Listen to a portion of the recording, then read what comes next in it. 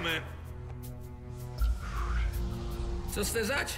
Vlastně jsme se už setkali. Ahoj, Aladin. Clayton?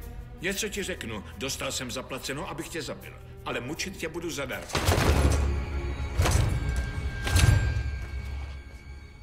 Tohle myslíš vážně? Kde si to harampádí vzal, prosím tě, z Šáhova garážového výprodeje?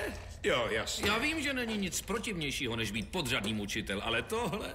Jsou to skvělé nástroje. To ani náhodou. Jsou to krámy z roku 72. Blázníš? Však ty budeš mluvit jinak, až ti tohle narvu do zadku. To je anální deštník, dobrý zařízení, to musím uznat, ale kde to má povinný blatník? Zabije to mě i tu tvoji bílou košili.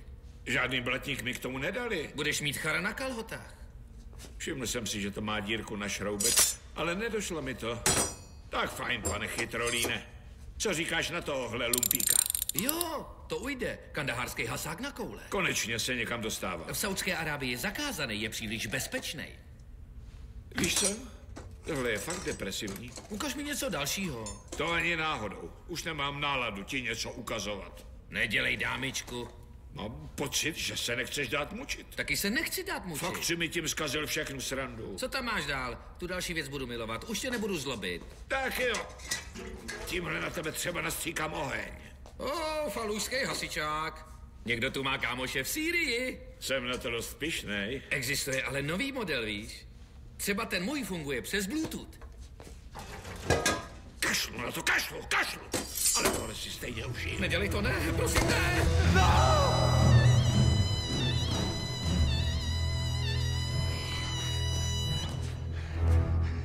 Bez tohohle nikdo nepozná tělo. Co ty na to?